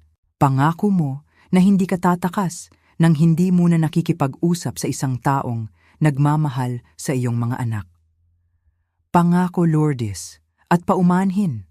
Lubos akong humihingi ng paumanhin para sa ngayon, para sa pagsisinungaling sa iyo, para sa halos. Carmen, hindi mo kailangang humingi ng paumanhin sa akin. Kailangan mong humingi ng paumanhin sa iyong sarili at sa iyong pamilya. Ngunit higit sa lahat, kailangan mong siguraduhin na hindi na ito mangyayari muli. Natulog ako sa guest room ngayong gabi. Habang si Caroline ay nanatili sa kanyang sariling kama sa unang pagkakataon sa loob ng maraming linggo, sinabi niya sa akin mamaya. Habang nakahiga ako doon, nakikinig sa katahimikan ng bahay, naisip ko kung gaano tayo muntik nang bumagsak sa sakuna. Ang isang pamilya ay maaaring makaligtas sa maraming bagay, ngunit ang tiwala kapag nasira na ay mahirap nang buuin muli. Si Caroline ay muntik nang lumagpas sa isang hangganan na maaaring sumira sa lahat. Ngunit pinili niyang umatras mula sa hangganan na iyon. Ang tanong ngayon ay kung matututunan niya ang sapat mula sa krisis na ito para bumuo ng isang bagay na mas mabuti. O kung sa susunod na katok ng tukso, magiging sapat ba siya na matatag para labanan ito? Tanging oras ang makakasabi. Ngunit kahit papaano ngayon ay haharapin niya ang kanyang mga problema nang tapat sa halip na maghanap ng isang paraan palabas. At si Daniel ay uuwi na kasama ang isang asawa na sa wakas ay handang sabihin sa kanya ang katotohanan tungkol sa kanilang kasal. Ang tunay na trabaho ay nagsisimula pa lamang. Ang flight ni Daniel ay inaasahang darating ng Huwebes ng hapon na nagbibigay kina Caroline at sa akin ng 2 araw para maghanda para sa marahil ang pinakamahalagang pag-uusap sa kanilang kasal. Ngunit ang 2 araw na iyon ay nagpakita rin ng lalim ng mga problema ni Caroline. Sa Miyerkules ng umaga, habang nasa paaralan ang mga bata, nakatanggap si Caroline ng tawag na nagpapaputla sa kanya. Sino iyon? Tanong ko pagkatapos niyang ibaba ang telepono. Kevin, biglang tumaas ang presyo ng dugo ko. Akala ko sinabi mo sa kanya na hindi ako pupunta. Sinabi ko, ngunit Lourdes, galit siya. Talagang galit. Nanginginig ang kanyang mga kamay habang ibinababa niya ang telepono. Sinabi niya na sinayang ko ang pera niya para sa biyahe, na niloko ko siya, na may utang ako sa kanya. Naramdaman ko ang isang tunay na lamig ng takot. Ang mga lalaki tulad ni Kevin ay hindi tumatanggap ng pagtanggi. At ang isang galit na personal trainer na walang mawawala ay maaaring sumira sa kasal ni Caroline bago siya magkaroon ng pagkakataong ayusin ito. Magkano ang sinasabi niyang pera? 3,000 Philippine peso, PHP. Lourdes, wala akong 3,000 PHP. Si Daniel ang namamahala sa lahat ng aming pananalapi. Kung susubukan kong kunin ang perang iyon, gusto niyang malaman kung para saan ito. Magaling dahil hindi ako magbabayad ng kahit isang sentimos kay Kevin. Ngunit kung sasabihin niya kay Daniel, malalaman ni Daniel mula kay Kevin sa halip na mula sa iyo. Carmen, hindi mo maaaring hayaan ang lalaking ito na mangikil sa iyo. Ngunit nakikita ko na natatakot siya. Ang kanyang ilusyon ng isang emosyonal na pakikipagtalik na hindi nakakapinsala ay bumabangga sa katotohanan kung sino talaga si Kevin, isang mandaragit na nagplano na samantalahin ang kanyang kahinaan at ngayon ay sinusubukang kumita mula sa kanyang muntik ng kataksilan. Lourdes, ano ang dapat kong gawin? Tatawag tayo sa pulis. Ano? Hindi ko kaya. Carmen, sinusubukan kang mangikil ni Kevin. Iyan ay isang krimen. Ngunit malalaman ng lahat kung ano ang nangyari. Mas mabuti na hayaan siyang kontrolin ang iyong buhay sa pamamagitan ng mga banta. Naggugol kami ng umaga sa pagsasaliksik ng mga pagpipilian ni Caroline at ang aming natagpuan ay nakakagulat. Ang kilos ni Kevin ay nahuhulog sa isang malinaw na pattern ng predatory manipulation, nagtatarget ng mga mahihinang may asawa na babae, inihihiwalay sila mula sa kanilang support system. Pagkatapos ay gumagamit ng mga banta at pananakot kapag sinusubukan nilang lumabas. Lourdes, tingnan mo ito. Ipinakita ni Caroline sa akin ang screen ng kanyang computer kung saan natagpuan niya ang social media profile ni Kevin. Ginawa na niya ito dati. Nandiyan ang ebidensya sa kanyang mga larawan at post. Si Kevin kasama ang iba't ibang kababaihan sa mga romantikong lugar, palaging parehong pattern. Mga kasal na may problema, mga batang ina, mamahaling biyahe na malinaw na hindi kayang bayaran ng mga babaeng iyon. Carmen, wala kang espesyal para sa kanya. Isa kang uri ng tao. Tumitig siya sa screen. Sa unang pagkakataon nakikita ang lawak ng kanyang manipulasyon. Nakakaramdam ako ng sobrang pagiging hangal. Lourdes, maaari mo ba akong tanungin ng isang bagay? Siyempre. Noong mag-isa mong pinalaki si Daniel, gusto mo bang tumakas, kahit isang araw lang? Ibinaba ko ang aking tasa ng tsaa, iniisip ang mga unang taon pagkatapos mamatay ni Frank. Sa totoo lang, oo, may mga gabi noong may sakit si Daniel at pagod na ako, at kailangan kong pumunta sa trabaho kinabukasan at uupo ako sa aking kotse sa driveway at iiyak lang. Gusto kong magmaneho palayo at hindi na bumalik. Ngunit hindi mo ginawa. Hindi ko ginawa. Ngunit Carmen, hindi ako magpapanggap na santo ako. Tinawagan ko ang aking kapatid na babae na umiiyak ng higit sa bilang ko. Iniwan ko si Daniel sa tagapag-alaga para makapunta ako sa library para lang mapag-isa. Nakahanap ako ng paraan para magpahinga ng hindi isinusuko ang aking mga responsibilidad. Tumango siya ng mapag-isip. Wala akong kapatid na babae o maraming kaibigan. Sa tingin ko, iyan ay bahagi ng problema. Ang pagiging isolated ay nagpapahirap sa mga bagay. Kapag mag-isa ka sa iyong mga iniisip buong araw, ang mga problema ay tila mas malaki kaysa sa katotohanan. Ruth, may isa pa akong sasabihin sa iyo tungkol sa araw na ito. Nanikip ang aking sikmura. Ano? Ang pera sa college fund ng mga bata. Kumuha ako ng kaunti. Magkano? 50,000 Philippine peso PHP para sa biyahe patungong Boracay. Ibabalik ko ito sa kung paano, ngunit hindi niya matapat na matapat sa akin. Naramdaman ko ang pagtaas ng galit muli. Ang pagkuha ng pera mula sa hinaharap ng iyong mga anak para punduhan ang isang pakikipagtalik ay isang antas ng kasakiman na nagulat sa akin. Carmen, nagnakaw ka mula sa iyong mga anak. Alam kong ganito ang tunog, ngunit Lourdes, desperado ako. Pakiramdam ko ay nalulunod ako. At binigyan ako ni Kevin ng lifebuoy. Binigyan ka ni Kevin ng isang pakikipagtalik, hindi isang lifebuoy. At handa kang magnakaw mula kina Lily at Mason para bayaran ito. Nagsimula siyang umiyak muli. Naiinis ako sa sarili ko na iniisip ko palang iyon. Anong ina ang mag-iisip na kumuha ng college fund ng kanyang mga anak para tumakas kasama ang ibang lalaki? Isang ina na dumaraan sa krisis at gumagawa ng masasamang pagpipilian, sabi ko ng matatag. Ngunit Carmen, maaari mo itong ayusin. Hindi pa nagagamit ang pera, hindi ka sumakay sa biyahe, at hindi alam ng iyong mga anak ang nangyari. Paano ko ito aayusin, Lourdes? Paano ako magiging mabuting ina muli pagkatapos ng aking halos nagawa? Magsimula ka sa paglalagay ng perang iyon pabalik kung saan ito nararapat. Pagkatapos, alamin mo kung bakit ka napunta sa ganitong sitwasyon at siguraduhin mong hindi na ito mangyayari muli. Tumango siya nang nakakalungkot. Naibalik ko na ito. Ginawa ko iyon habang natutulog ang mga bata. Kahit papaano iyan ay isang bagay. Magaling. Ngayon, Carmen, gusto kong pag-isipan mo itong mabuti. Kailan ka nagsimulang makaramdam ng ganito kadesperado? Hindi ko alam. Naipon ito sa mga buwan. Marahil mas matagal pa. Ano ang nagbago? Ano ang nagtulak sa iyo mula sa isang hindi masayang asawa patungo sa babaeng nagpaplano na iwanan ng iyong pamilya? Tumahimik siya ng ilang minuto, tunay na nag-iisip. Sa tingin ko ay noong nagsimulang mapansin ako ni Kevin.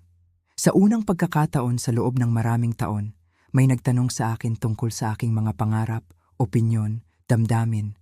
Hindi tungkol sa schedule ng mga bata o ano ang hapunan, kundi tungkol sa akin. At iyon ay maganda. Napakaganda. Ruth, hindi ko napagtanto kung gaano ako naging hindi nakikita sa sarili kong buhay hanggang sa may magsimulang makakita sa akin muli. Nauunawaan ko iyon kahit na kinamumuhian ko ang paraan ng pagsasamantala ni Kevin dito. Carmen, ang pakiramdam na nakikita at pinahahalagahan, iyan ang kailangan mo sa iyong kasal.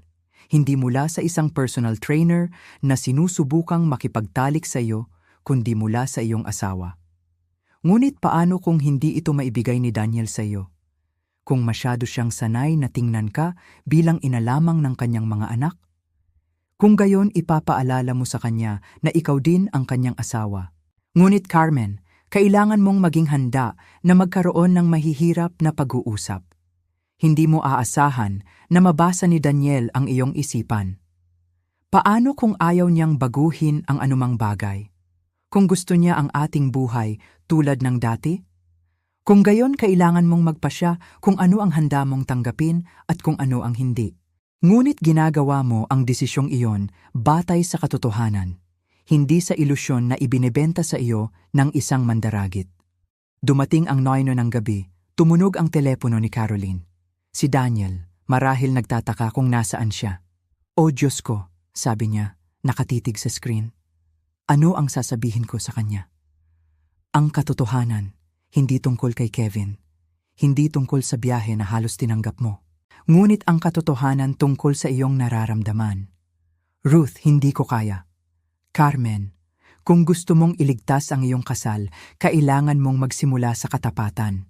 Sinagot niya ang tawag ng nanginginig ang kamay. "Hello, mahal ko. Paumanhin kung hindi ako nakatawag.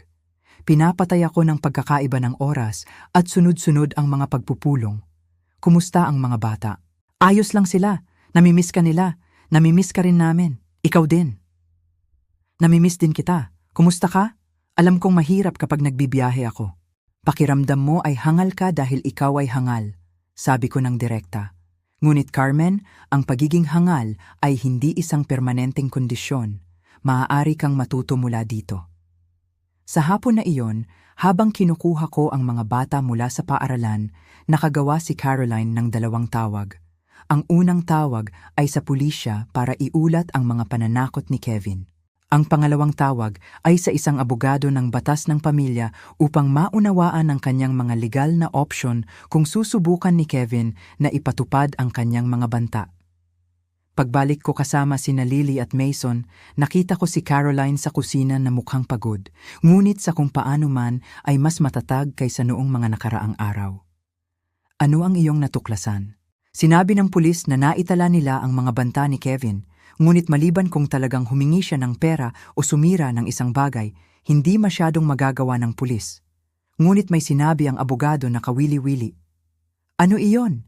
Sinabi niya na kung susubukan ni Kevin na makialam sa iyong kasal sa pamamagitan ng pangikil o panliligalig, iyon ay isang batayan para sa isang restraining order. At kung gagawin niyang mawalan ng trabaho si Daniel o mapinsala ang iyong pamilya sa pamamagitan ng malisyosong pagbubunyag, maaari natin siyang idemanda para sa danyos. Kung gayon mas marami ang mawawala kay Kevin kaysa sayo. Eksakto. Lourdes, sa tingin ko dapat mong hamunin siya. Ano ang ibig mong sabihin?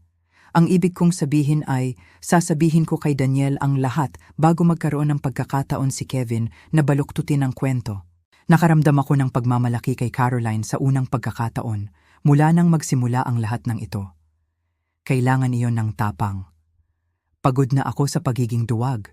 Pagod na akong hayaan ng takot ang gumawa ng desisyon ko. Nang gabing iyon, pagkatapos matulog ang mga bata, nagplano kami ni Caroline kung ano mismo ang sasabihin niya kay Daniel. Hindi ang buong katotohanan tungkol sa Mexico at Kevin. Darating iyon kung mabuhay man ang kanilang kasal pagkatapos ng unang pag-uusap. Ngunit ang tapat na katotohanan tungkol sa kanyang kawalang kasiyahan, ang kanyang pakiramdam ng kalungkutan, at ang kanyang pangangailangan para sa pagbabago. Carmen, ang pinakamahalaga ay maintindihan ni Daniel na hindi ito tungkol sa kanya bilang isang masamang asawa. Ito ay tungkol sa hindi mo alam kung paano hilingin ang iyong kailangan. Ngunit paano kung isipin niyang hindi ako nagpapasalamat? Mayroon tayong magandang buhay kumpara sa marami. Ang pagkakaroon ng magandang buhay at ang pagiging masaya sa buhay na iyon ay hindi pareho. Kailangang maintindihan ni Daniel na maaari mong pahalagahan ang mayroon ka at kailangan mo pa rin ng higit pa. Ngunit Carmen, kailangan mong maging handa na magkaroon ng mahihirap na pag-uusap. Hindi mo maaasahan na mabasa ni Daniel ang iyong isipan. Paano kung hindi niya gustong baguhin ang anumang bagay? Kung gusto niya ang ating buhay tulad ng dati? Kung gayon, kailangan mong magpasya kung ano ang handa mong tanggapin at kung ano ang hindi. Ngunit ginagawa mo ang desisyong iyon batay sa katotohanan, hindi sa ilusyon na ibinebenta sa iyo ng isang mandaragit. Ang Huwebes ng umaga ay nagdala ng isang mensahe mula kay Kevin na nagpagalog sa mga kamay ni Caroline. Huling pagkakataon para gawin ito ng madali. Ibinigay ni Caroline sa akin ang mensahe pagkatapos ay gumawa ng isang bagay na nakagulat sa akin. Kumuha siya ng screenshot, isave ito sa isang file at i-block ang numero ni Kevin. Tapos na, sabi niya ng matatag. Hindi na niya ako makokontak. Paano ang kanyang bantaan na sasabihin kay Daniel? Hayaan siyang sumubok. Sasabihin ko kay Daniel ngayong gabi. Ang flight ni Daniel ay dumating ng 3 p.m. Nagkasundo kami ni Caroline na dadalhin ko ang mga bata para sa ice cream at pumunta sa parke, bibigyan sila ng pribadong oras para mag-usap. Habang isinasakay ko sina Lily at Mason sa aking sasakyan, nakita ko si Caroline na nakatayo sa pintuan, mukhang natatakot ngunit determinado. Ang pag-uusap na ito ang magliligtas sa kanilang kasal o magtatapos dito, at alam niya iyon. Good luck, Lords. Hindi mo kailangan ng swerte, Carmen. Kailangan mo ng katapatan at tapang, at mayroon kang pareho. Ngayon, sa ice cream parlor, nagtanong si Lily ng isang bagay na halos makasira sa aking puso. Tita Lourdes, hihiwalayan po ba kami ni Mommy at Daddy? Bakit mo na itanong? Mahal ko. Kasi po umiiyak si Mommy at nakatingin siya sa telepono na parang takot siya dito. Napapansin ng mga aim na taong gulang ang lahat. Mukhang minsan ang mga matatanda ay may mga problema na kailangan nilang pag-usapan, sabi ko nang maingat. Ngunit hindi ibig sabihin na may makikipaghiwalay. Sasabihin mo ba sa akin kung gagawin nila? Tumingin ako sa kanyang inosenteng mukha. Ang mga batang ito, mga bata na walang ideya kung gaano na halos sumabog ang kanilang mundo. Lily, ipinapangako ko sa iyo na anuman ang mangyari, ikaw at si Mason ay mamahalin at aalagaan. Iyan lang ang kailangan mong alalahanin. Ngunit sa kaibuturan ng aking puso, nag-aalala rin ako. Ang krisis ni Caroline ay naglantad ng mga pangunahing problema sa kanilang kasal. Mga problema sa komunikasyon, kontrol sa pananalapi, emosyonal na pagpapabaya. Kahit na may pinakamahusay na intensyon, ang ilang mga pinsala ay hindi maaaring pagalingin. Pagbalik ko ng mga bata 2 oras pagkatapos, nakita ko sina Caroline at Daniel na nakaupo sa mesa sa kusina, parehong mukhang emosyonal na pagod, ngunit hindi galit. "Kumusta?" Bulong ko kay Caroline habang niyayakap ni Daniel ang mga bata. "Mas mabuti kaysa sa inaasahan ko," bulong niya pabalik. "Marami pa tayong kailangang gawin, ngunit Lourdes, nakinig siya. Talagang nakinig siya." Nang gabing iyon, inimbitahan ako ni Daniel na manatili para sa hapunan para makapag-usap ang buong pamilya. "Mom," sabi niya, gamit ang formal na termino na ginagamit niya para sa mga seryosong pag-uusap. Sinabi ni Caroline sa akin ang tungkol sa kanyang mga paghihirap at kung paano mo siya tinulungan na malagpasan ang mga ito. "Gusto kong malaman mo kung gaano ako nagpapasalamat." "Daniel, ginawa ko lang ang gagawin ng sinumang biyenan." "Hindi, mas marami pa ang nagawa mo. Marahil ay nailigtas mo ang aming kasal." Inabot ni Caroline ang mesa at hinawakan ang aking kamay. "Lourdes, kung wala ka rito nitong mga nakaraang araw, nagkamali ako ng pinakamalaking pagkakamali sa aking buhay." Habang tumitingin ako sa mesa, nakatingin sa aking anak, manugang, at mga apo, napagtanto ko na kung minsan ang mga pamilya ay hindi umiiral dahil iniiwasan nila ang krisis. Umiiral sila dahil hinaharap nila ito ng magkasama. Ang krisis ni Caroline ay nakakatakot, ngunit napilitan din nito ang mga pag-uusap na dapat nangyari matagal na. Ang tanong ngayon ay kung maaari silang bumuo ng isang bagay na mas matatag mula sa mga piraso ng halos nasira. 3 linggo pagkatapos bumalik ni Daniel mula sa Dubai, binabantayan ko sina Lily at Mason habang ang kanilang mga magulang ay dumadalo sa kanilang unang marital counseling session. Tumagal ng ganoon katagal bago nakalap ni Caroline ang sapat na lakas ng loob para sabihin kay Daniel ang tungkol kay Kevin at sa biyahe na halos tinanggap niya. Hindi naging maganda ang pag-uusap. "Lourdes, hindi ko pa nakita si Daniel na ganito galit," ikinuwento ni Caroline sa akin kinabukasan pagkatapos ng kanilang apoy na pagtutuos. "Hindi lang galit, ngunit nasasaktan, tinaksilan. Sa tingin ko nasira mo ang isang bagay sa kanya na hindi mo na maayos." Pansamantalang lumipat si Daniel sa guest room habang inaayos nila ang tinatawag niyang buong saklaw ng pandaraya ni Caroline. Iyon ang kanyang mga salita, sinabi ng may malamig na katumpakan ng isang taong nagsisikap na hindi mawalan ng ganap na kontrol. Ngunit nagpapatingin pa rin sila ng magkasama na isinasaalang-alang ko bilang isang positibong senyales. At hiniling ni Daniel na patuloy akong tumulong sa mga bata habang inaayos nila ang lahat, na nagpapakita na naniniwala siya sa aking paghuhusga kahit na nahihirapan siyang paniwalaan ang kanyang asawa. "Tita Lourdes," sabi ni Lily, tumitingin mula sa puzzle na ginagawa namin, "bakit po hindi na magkatabi sa pagtulog si Mommy at Daddy?" Ito ang mga sandali na kinatatakutan ko kapag ang mga inosenteng tanong ay nagpipilit sa akin na mag-navigate sa mga problema ng mga matatanda na hindi dapat malaman ng mga bata. Minsan, ang mga may asawa na matatanda ay nangangailangan ng espasyo para pag-isipan ang mga bagay. Sabi ko ng maingat. Hindi ibig sabihin nito na hindi sila nagmamahalan, ngunit noong kailangan ni Mommy ni Katie ng espasyo, naghiwalay sila. Sumilip si Mason mula sa kanyang coloring book na may mga nag-aalalang mata. "Maghihiwalay po ba kami ni Mommy at Daddy?" Ibinaba ko ang puzzle na hawak ko at hinila ang dalawang bata ng mas malapit. "Hindi ko alam kung ano ang mangyayari sa iyong mga magulang, ngunit gusto kong malaman ninyong dalawa ang isang napakahalagang bagay. Kahit na ang mga matatanda ay may mga problema, kahit na ang mga pamilya ay nagbabago, kayong dalawa ay lubos na minamahal at walang pasubali. Sa pamamagitan ng inyong mga magulang, ng inyong mga magulang, at ng lola, at ng marami pang iba, hindi iyon magbabago kahit ano pa ang mangyari." 1 oras pagkatapos, bumalik sina Daniel at Caroline mula sa kanilang counseling at nakikita ko mula sa kanilang body language na napakahirap ng kanilang counseling. Hindi sila nagdampi, hindi man lang nagtinginan. Ngunit hindi rin sila naglalabas ng galit na nagpapahiwatig ng isang tao na malapit nang umalis. "Kumusta? Mahina kong tanong habang tumatakbo ang mga bata paakyat para maglaro. Hinimas ni Daniel ang kanyang noo, mukhang mas matanda kaysa sa kanyang 32 taong gulang. Sinabi ng therapist, mayroon tayong malubhang mga problema sa komunikasyon at kawalan ng tiwala na kailangan ng malalim na trabaho para ayusin. Ano ang ibig sabihin niyan sa praktikal na paraan?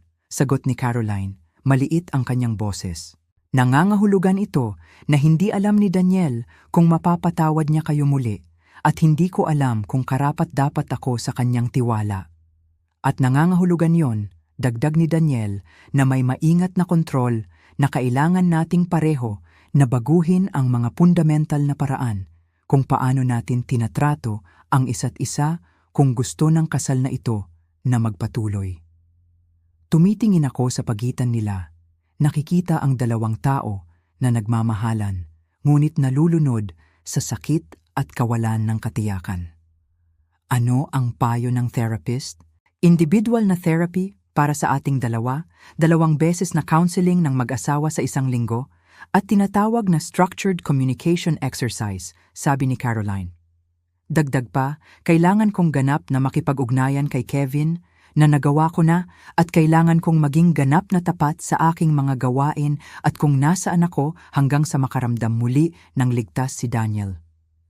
Ano ang pakiramdam mo tungkol sa mga kahilingang iyon?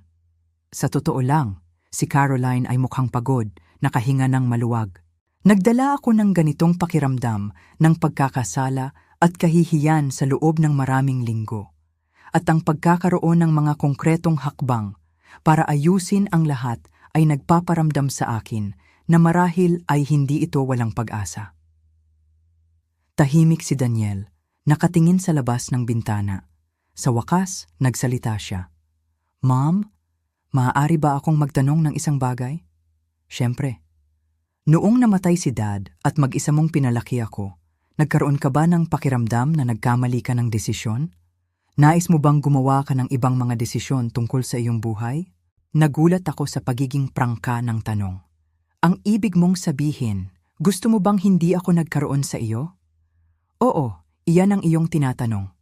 Oo, maingat akong nag-isip bago sumagot. Daniel, may mga oras na nakaramdam ako ng pagiging sobra noong nagtatanong ako kung ano ang magiging buhay ko kung gumawa ako ng ibang mga desisyon. Ngunit hindi kailanman, kahit isang beses, hiniling kong hindi ka umiral o hiniling kong hindi ako ang iyong ina. Ngunit iba ito kay Caroline. Pinili niya ang buhay na ito, pinili ka, pinili na magkaroon ng mga anak at ngayon sinasabi niyang gusto niya ng iba. Daniel, malumanay na sabi ni Carmen, hindi mo sinasabi na gusto mo ng iba kapalit mo at ng mga bata.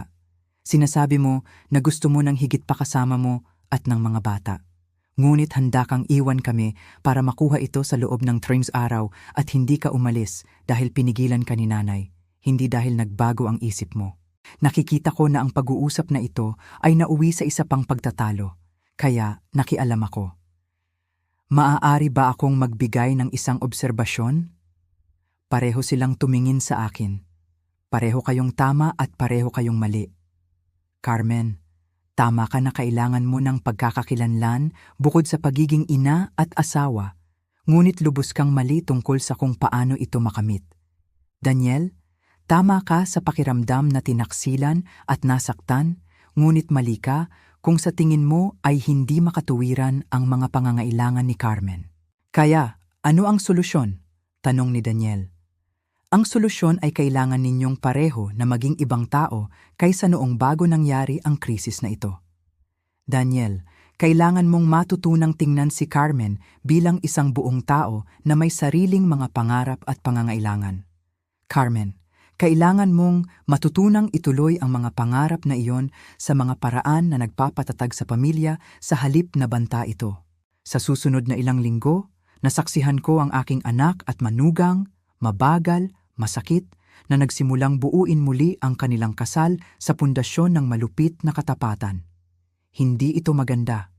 Marami pang pag-aaway, mas maraming luha, mas maraming gabi na natulog si Daniel sa guest room dahil hindi niya kayang makasama sa isang kama ang taong halos nagtaksil sa kanya. Ngunit mayroon ding maliliit na tagumpay. Nagsimulang kumuha ng mga online college courses si Carmen 2 gabi sa isang linggo habang binabantayan ni Daniel ang mga bata. Nagsimulang umuwi si Daniel para sa tanghalian 2 beses sa isang linggo para magkaroon ng walang patid na oras si Caroline para sa sarili niya. Nag-set up sila ng lingguhang pagpupulong ng mag-asawa kung saan pag-uusapan nila ang kanilang mga pangangailangan, alalahanin at pagpapahalaga sa isa't isa sa isang structured na paraan. Higit sa lahat, pareho silang tila kumukuha ng responsibilidad para sa kanilang papel sa krisis. Ruth, sinabi ni Caroline sa isa sa aming mga regular na check-in na pag-uusap, napagtanto ko ngayon na naghintay ako kay Daniel na basahin ang aking isipan at ayusin ang mga problema na hindi ko kailanman sinabi sa kanya. Hindi iyon makatarungan kaninuman. At mula kay Daniel, sa tingin ko ay masyado akong nakatuon sa pagiging isang mabuting provider, kaya nakalimutan kong maging isang mabuting partner. Kailangan ni Caroline ng isang asawa, hindi lang isang tseke. Ang turning point ay dumating 6 na linggo pagkatapos ng biyahe sa Dubai nang lumitaw si Kevin sa kanilang bahay. Tinawagan ako ni Caroline sa pagkapanik. Lourdes, nandito na siya. Nasa pintuan si Kevin at sinasabi niya na gusto niyang makausap si Daniel. Nasaan si Daniel? Sa trabaho. Lourdes, hindi ko alam ang gagawin ko. Nandito ang mga bata at hinihingi niyang papasukin ko siya. Tawagan ng pulis ngayon. Ngunit Carmen, tawagan ng 911. Ito ang eksaktong uri ng panliligalig na binalaan ka ng abogado. 20 minuto pagkatapos, dumating ako sa bahay ni Caroline at nakita ko si Kevin na inaaresto dahil sa trespassing at panliligalig. Habang inaalalayan siya palabas ng mga pulis, sumigaw siya ng mga banta tungkol sa paglalantad ng katotohanan at pagpapabayad sa kanila. Nanginginig si Caroline, ngunit ganap niyang nahawakan ang sitwasyon ng tama. Tinawagan niya ang pulis na itala ang lahat at pinrotektahan ang kanyang mga anak. Nang umuwi si Daniel at malaman ang nangyari, may nagbago sa relasyon nila ni Caroline. Sa unang pagkakataon, mula nang malaman ang kanyang muntik ng pakikipagtalik, tila nakikita siya ng kanyang anak bilang biktima ng manipulasyon ni Kevin sa halip na bilang ang nagtataksil lamang. Dapat nandito ako, sabi niya. Niyakap si Caroline habang siya ay umiiyak sa tensyon at ginhawa. Hindi ko alam na darating siya, ngunit dapat kong sineseryoso ang kanyang mga banta. Carmen, paumanhin na kinailangan mong harapin iyon ng mag-isa. Habang pinapanood ko silang nagbibigayan ng kapanatagan, napagtanto ko na ang paglitaw ni Kevin ay talagang isang biyaya. Naalala nito kay Daniel na si Caroline ay hindi lamang ang nagtaksil. Siya rin ay na-target ng isang mandaragit at sa huli ay pinili ang kanyang pamilya sa halip na madaling pagtakas. Nang gabing iyon, sa unang pagkakataon sa loob ng maraming linggo, hindi natulog si Daniel sa guest room. 3 araw pagkatapos, nakatanggap si Caroline ng tawag na magpapabago sa lahat muli, ngunit sa paraang hindi isa sa amin ang nakita. Lourdes, sabi niya, kakaiba ang kanyang boses. May kailangan akong sabihin sa iyo. Ano yon? Si Kevin ay inaresto para sa higit pa sa panliligalig sa akin. Ano ang ibig mong sabihin? Sinabi ng pulis na nakahanap sila ng ebidensya na ginawa niya ang parehong pandaraya na ito sa maraming babae. Kumukuha ng pera para sa mga biyahe na hindi kailanman nangyari nang hihingil sa mga babae na may asawa kahit na nagnakaw mula sa ilan sa kanila. Lourdes, hindi ka lang nag-iisa niyang biktima. Ikaw lang ang pinakabago. Habang lumalabas ang buong saklaw ng krimen ni Kevin, napagtanto ni Caroline na muntik na siyang masira ng isang lalaking hindi naman talaga nagmamalasakit sa kanya. Ngunit higit sa lahat, napagtanto niya kung gaano karaming bagay ang dapat niyang ipagpasalamat sa buhay na halos itapon niya. Ang tawag mula kay Detective Morrison ay dumating sa isang Martes ng umaga habang sina Caroline, ang mga bata, at ako ay nag-aalmusal. Si Daniel ay nasa trabaho na at sumagot si Caroline na may pag-iingat na tono na nabuo niya sa tuwing tumatawag ang isang estranghero.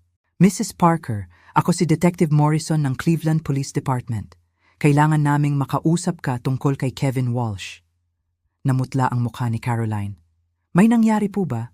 Ma'am, inaresto namin si Mr. Walsh para sa maraming bilang ng pandaraya, pangikil at pagnanakaw. Ang iyong kaso ay ang tuktok lamang ng malaking problema. Kailangan namin na pumunta ka upang magbigay ng isang opisyal na pahayag. Pagkatapos ibaba ni Caroline ang telepono, tumitig siya sa telepono sa kanyang kamay. Lourdes, sinasabi nila na si Kevin ay ginawa ito sa ibang mga babae sa loob ng maraming taon. Nakahanap sila ng ebidensya ng hindi bababa sa 12 iba pang mga biktima.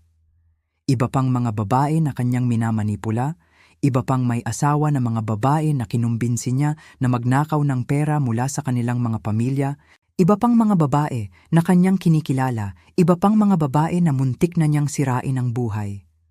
Mukha siyang nasusuka. Lourdes, paano kung hindi ka nagbago ng isip? Paano kung nagpunta ka sa Cabo kasama siya? Naisip ko ang senaryong iyon. Si Caroline na mag-isa sa Mexico kasama ang isang lalaki na naging isang propesyonal na kriminal. Huwag mong isipin ang mga bagay na maaaring nangyari. Hindi ka nagpunta at ngayon ay nahaharap siya sa mga kahihinatnan para sa kanyang ginawa sa iyo at sa mga babaeng iyon. Pagkatapos ng araw na iyon, nagpunta si Caroline sa police station para magbigay ng pahayag. Pagbalik niya, mukha siyang natatakot, ngunit sa kung paano man ay mas matatag kaysa ilang araw na ang nakalipas. Ruth, isa sa ibang mga biktima, si Patricia, ay naroon noong dumating ako. Siya ay 43 taong gulang na may 3 teenager na anak. Kinumbinsi siya ni Kevin na isanla ang kanyang pangalawang bahay para punduhan ang isang business venture na kanilang pagsasamahan. Magkano ang pera? 80,000 Philippine peso. PHP. Nakuha niya lahat at muntik nang mawala ang bahay niya. Lourdes, sinabi niya habang nakikipag-usap sa pulis, ito ang unang pagkakataon sa loob ng 2 taon na hindi siya nakaramdam ng lubos na kahihiyan tungkol sa nangyari sa kanya. Nakikita ko na ang pag-alam tungkol sa ibang mga biktima ay tumutulong kay Caroline na ayusin ang kanyang sariling karanasan sa ibang paraan. Hindi siya isang hangal na babae na muntik nang sumira sa kanyang pamilya para sa isang walang kabuluhang pag-iibigan. Siya ay isa sa maraming babae na na-target ng isang sopistikadong mandaragit. Nagsabi ka na ba kay Daniel tungkol dito? Hindi pa po. Nagtatrabaho siya, ngunit gusto ko siyang sabihin ngayong gabi. Lords, sa tingin ko makakatulong ito sa kanya na maintindihan na ang nangyari sa iyo ay hindi talaga tungkol sa aming kasal. Ito ay tungkol sa pagiging isang propesyonal na manipulator si Kevin. Nang gabing iyon, pagkatapos matulog ang mga bata, nagplano kami ni Caroline kung ano mismo ang sasabihin niya kay Daniel. Hindi ang buong katotohanan tungkol sa Mexico at Kevin. Darating iyon kung mabuhay man ang kanilang kasal pagkatapos ng unang pag-uusap. Ngunit ang tapat na katotohanan tungkol sa kanyang kawalang kasiyahan, ang kanyang pakiramdam ng kalungkutan, at ang kanyang pangangailangan para sa pagbabago. Carmen, ang pinakamahalaga ay maintindihan ni Daniel na hindi ito tungkol sa kanya bilang isang masamang asawa. Ito ay tungkol sa hindi mo alam kung paano hilingin ang iyong kailangan. Ngunit paano kung isipin niyang hindi ako nagpapasalamat? Mayroon tayong magandang buhay kumpara sa marami. Ang pagkakaroon ng magandang buhay at ang pagiging masaya sa buhay na iyon ay hindi pareho. Kailangang maintindihan ni Daniel na maaari mong pahalagahan ang mayroon ka at kailangan mo pa rin ng higit pa. Ngunit Carmen, kailangan mong maging handa na magkaroon ng mahihirap na pag-uusap. Hindi mo maaasahan na mabasa ni Daniel ang iyong isipan. Paano kung hindi niya gustong baguhin ang anumang bagay? Kung gusto niya ang ating buhay tulad ng dati? Kung gayon, kailangan mong magpasya kung ano ang handa mong tanggapin at kung ano ang hindi. Ngunit ginagawa mo ang desisyong iyon batay sa katotohanan, hindi sa ilusyon na ibinebenta sa iyo ng isang mandaragit. Ang Huwebes ng umaga ay nagdala ng isang mensahe mula kay Kevin na nagpagalog sa mga kamay ni Caroline. Huling pagkakataon para gawin ito ng madali. Ibinigay ni Caroline sa akin ang mensahe pagkatapos ay gumawa ng isang bagay na nakagulat sa akin. Kumuha siya ng screenshot, isave ito sa isang file at i-block ang numero ni Kevin.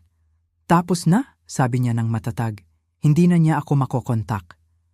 Paano ang kanyang banta na sasabihin kay Daniel? Hayaan siyang sumubok. Sasabihin ko kay Daniel ngayong gabi. Ang flight ni Daniel ay dumating ng 3 p.m. Nagkasundo kami ni Caroline na dadalhin ko ang mga bata para sa ice cream at pumunta sa parke, bibigyan sila ng pribadong oras para mag-usap. Habang isinasakay ko sina Lily at Mason sa aking sasakyan, nakita ko si Caroline na nakatayo sa pintuan, mukhang natatakot ngunit determinado. Ang pag-uusap na ito ang magliligtas sa kanilang kasal o magtatapos dito, at alam niya iyon. Good luck, Lords. Hindi mo kailangan ng swerte, Carmen. Kailangan mo ng katapatan at tapang, at mayroon kang pareho. Ngayon, sa ice cream parlor, nagtanong si Lily ng isang bagay na halos makasira sa aking puso. Tita Lourdes, hihiwalayan po ba kami ni Mommy at Daddy? Bakit mo na itanong? Mahal ko. Kasi po umiiyak si Mommy at nakatingin siya sa telepono na parang takot siya dito.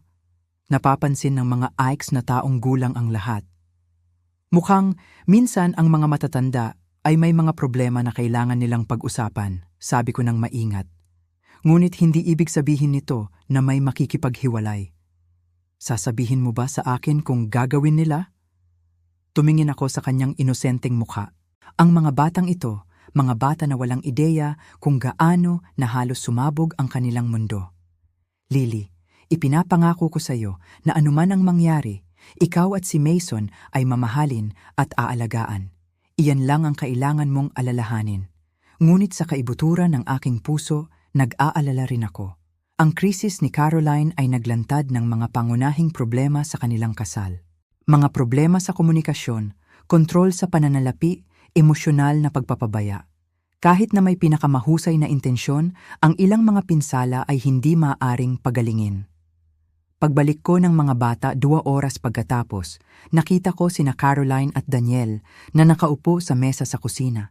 Parehong mukhang emosyonal na pagod, ngunit hindi galit.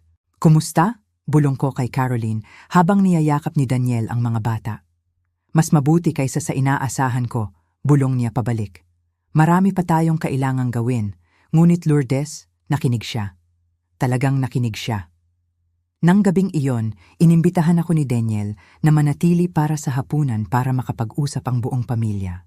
Mom, sabi niya, gamit ang formal na termino na ginagamit niya para sa mga seryosong pag-uusap. Sinabi ni Caroline sa akin ang tungkol sa kanyang mga paghihirap at kung paano mo siya tinulungan na malagpasan ang mga ito.